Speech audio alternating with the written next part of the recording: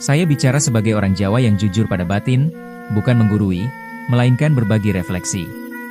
Lahir dan besar di lingkungan sederhana, saya belajar hidup dari praktik sehari-hari, bukan pencerahan akademis.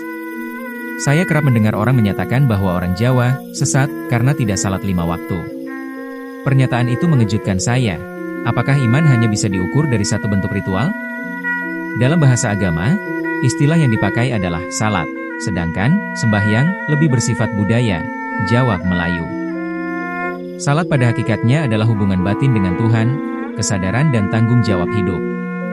Sementara sembahyang 5 waktu adalah bentuk ritual, waktu, gerakan, bacaan. Ritual tidak salah, yang mengkhawatirkan adalah ketika ritual disamakan sepenuhnya dengan makna salat.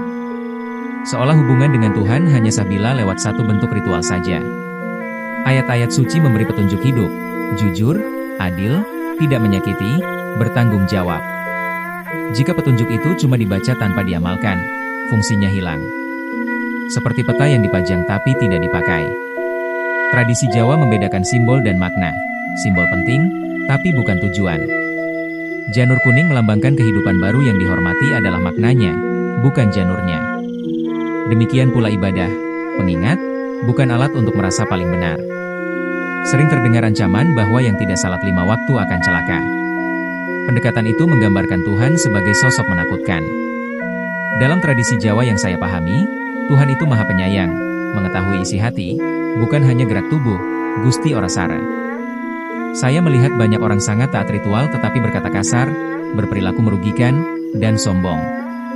Keadaan yang disebut leluhur sebagai ora jumbuh, tidak selaras.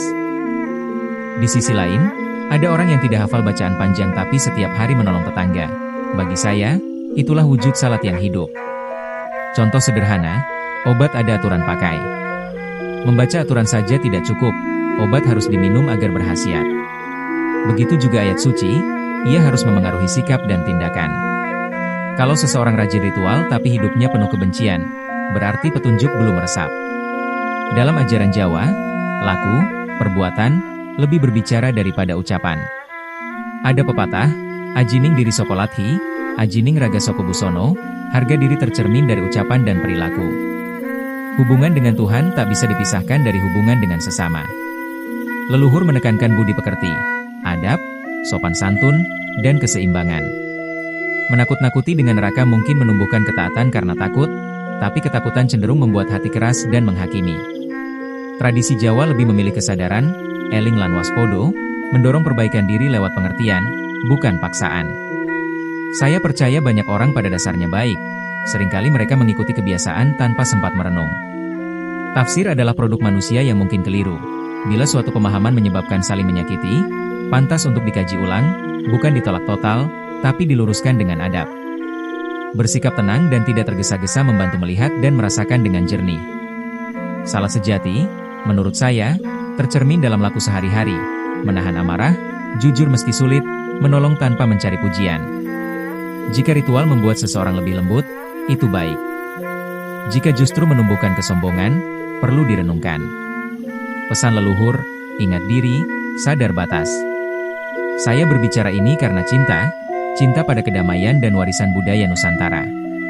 Ajaran Jawa mengajak pada keselarasan antara rasa, akal, dan laku, bukan kebencian atau pemaksaan. Saya berharap orang Jawa tak malu pada warisan budi pekertinya. Semoga iman kita menjadi tindakan nyata, bukan sekadar simbol. Salam Rahayu.